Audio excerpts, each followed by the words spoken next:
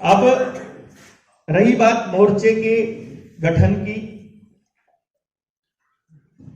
और हमारे परिचय की। मेरा नाम देवेंद्र बलहारा है। करनाल जिले के गांव फफड़ाना का मैं निवासी हूं।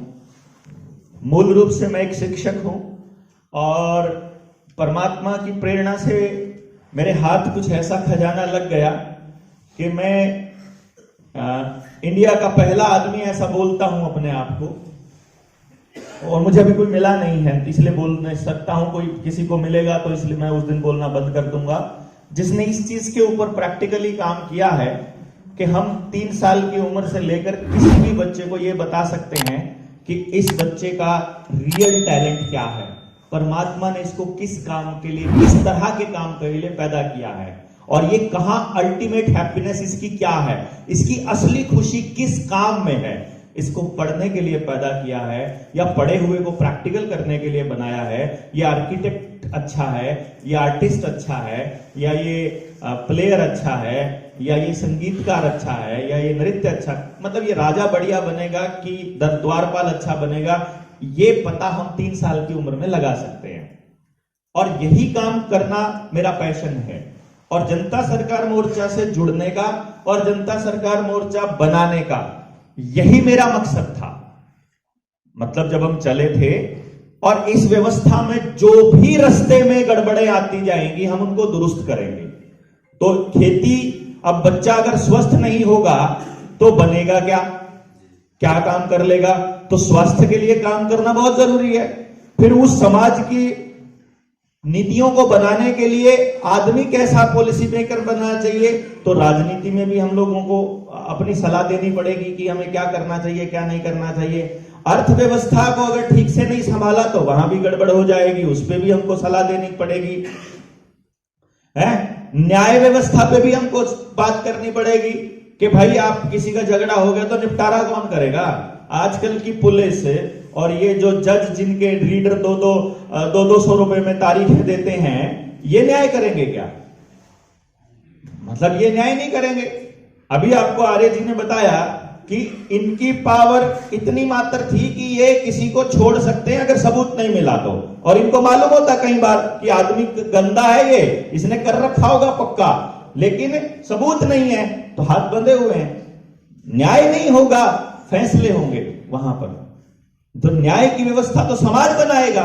शिक्षा सरकार का विषय नहीं है, स्वास्थ्य सरकार का विषय नहीं है, न्याय सरकार का विषय नहीं है, खेती सरकार का विषय नहीं है। सरकार ने कॉरपोरेशंस के प्रभाव में आकर जबरदस्ती उसके ऊपर अपना कब्जा कर रखा है। ये सारे विषय समाज के हैं और समाज के नेक आदमी बोलना बंद कर गए, शरीफ आदमी और अच्छे आदमी बोलना बंद कर गए, क्योंकि उसे लगा मैं तो अकेला खड़ा हूं, ये गंदे और लुच्चे गुंडे लोग बैठ गए वहां पर फैसले करने वाले जगह पर, इसलिए हमको शरीफ आदमियों को डर लगने लगा। तो उन शरीफों को बोलना सिखाना जनता सरकार मोर्चा का मकसद है, ये हम करने जा रहे हैं। क्योंकि जिस युद्ध में हम आगे पार्टिसिपेट करने वाले हैं ये ज्ञान युद्ध है। यहां जिसको समझ होगी कि बैंक क्या फ्रॉड कर रहा है, बैंक में आए हुए आदमी, बैंक से आए हुए आदमी से सीधा बात करे, बैंक वाले के पास जवाब नहीं होता है, भाग जाता है। तहसीलदार से बात करने आए, तहसीलदार 1 मिनट में कह देता है कि हम क्या करें, कोर्ट का ऑर्डर है। डीसी से बात करने जाओ, हम क्या करें, कोर्ट का ऑर्डर है। वही बात जो कोरोना के टाइम पर आपकी आंगनबाड़ी वर्कर, आपका पुलिस का आदमी और जो डॉक्टर कहता था हम क्या करें, हमारी तो नौकरी है, ऊपर से ऑर्डर है। ऊपर से ऑर्डर कौन दे रहा है तुमको? नेताजी को बोलो, बोलता है मुख्यमंत्री का ऑर्डर है, मुख्यमंत्री बोलता है, बोलो ऊपर से ऑर्डर है, ऊपर वाला बोलता है ऊपर से ऑर्डर है। अब हम ये कहने वाले हैं जनता सरकार मोर्चा वाले कि हम जो कह रहे हैं ऊपर से ऑर्डर है। अरे हम कब बोलेंगे? जब हम ऊपर हो जाएंगे, जब हम, वो लोग जो उस ऊपर वाले के साथ कनेक्टेड हैं वो लोग तभी ऊपर होंगे जब उनको मालूम होगा कि अब हम ऊपर हैं। पता चल जाएगा कि अब हमको कि अब हम ऊपर हैं, अब ऊपर से ऑर्डर आ गया है। और ये अगर किसी जज के पास जाते हैं, सामने रख दी उसके पिटीशन, सारी बात बता दी, सारी सच्चाई निकाल के रख दी, लेकिन वो जो भाई ऑस्ट्रेलिया वाले साथी बता रहे थे कि ऑस्ट्रेलिया की मतलब जुडिशरी बिकी हुई है, और वो भारत की जुडिशरी पता नहीं कैसी है। भैया भारत में जुडिशरी है ही नहीं है, मैं बता दूं आपको, जुडिशरी नहीं है यहां पर। यहां तो नौकरी करने वाले लोग हैं, यहां टीचर्स भी नहीं है, यहां तो नौकरी करने वाले सर्विस पर्सन है, नौकरी करते हैं बस खाली। हम क्या करें, हम तो नौकरी करते हैं। एक बोलेंगे 1 मिनट से पहले, जज भी यही बोलता है इधर को, जैसे ऐसा लगता है जैसे पैसे वाले मुद्दे पर उनसे मतलब केस लेने की इजाजत ही नहीं है, ऐसा लगता है। हमको बोलता है कि एक आदमी की तुम्हारे ऊपर कोर्ट की अवमानना का केस लग जाएगा। मैं तो चाहता हूं लग जाए भैया। भाई देखो, ऐसी जिंदगी सड़क पे कीड़े मकोड़े वाली जिंदगी से बढ़िया ठाठ से आजाद जिंदगी जेल में गुजारना ज्यादा बढ़िया है। अगर हमने इतने लोग, इतना बड़ा परिवार कमा लिया होगा कि जज की हवा निकले अंदर करने से पहले, तो अपनी जीत। और अगर नहीं कमाया है तो अपना होना ही चाहिए ऐसा हाल।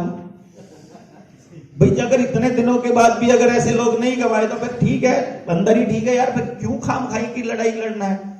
क्यों लड़ाई का नाम लेकर के उसको भी बदनाम कर रहे हो कि हम देशभक्ति की लड़ाई लड़ रहे हैं, किस चीज की कर रहे? बात यह है कि मोर्चे का जो गठन हुआ है वो ये हुआ है कि आप सबकी आइडेंटिटी, हमने आज तक इसमें कोई प्रधान नहीं बनाया, आज तक हमारे किसी भी बैनर के ऊपर कोई फोटो हमने नहीं लगाया जिंदा आदमी का। वो हम 19 की रैली में भी बोले थे, हमने आपको बताया था कि अगर पोस्टर पे फोटो लगाना है बैनर पे तो मरना पड़ेगा उसके लिए, शरीर छोड़ना पड़ेगा। मतलब विचार दे जाओ, इतना बड़ा लगा देंगे, उसमें क्या दिक्कत है? इतना बड़ा विचार जो समाज के लिए हितकारी हो, वो आ जाओ लगा लो, अब कोई दिक्कत नहीं है। लेकिन आदमी है ही नहीं यहां पर, और इसीलिए हमने ये कहा था कि अगर मान लो देवेंद्र ने स्टेप फॉरवर्ड लिया, पहला स्टेप, आप सब लोगों को, आप सारे के सारे जो मोती हैं इस समाज में बिखरे हुए, जो सच्चे और अच्छे लोग हैं, क्योंकि कर्जे में, जेल में और कर्जे में बेईमान आदमी नहीं है, मैं आपको बता रहा हूं। यहां वो फंसा ही वो है इस दलदल के अंदर, मतलब जिसको बेचारे को ईमानदारी से करने का कीड़ा है, जो सोच रहे किसी का बुरा ना करूं, तो वो क्या कर रहा है, 45 लाख रुपए का लोन ले रहा है, 5-5 साल में 10-10, 20-20 लाख रुपया भर भी दिया, अभी भी 50 लाख देना पड़ा, पेंडिंग पड़ा हुआ उसका। ओए वो शरीफ इतना है, वो उसको धमका भी नहीं सकता बेचारे को, वो शरीफ इतना है कि उसके साथ कोई लगता नहीं, क्योंकि बेईमान आदमी के साथ आज की राजनीति का स्टाइल ऐसा है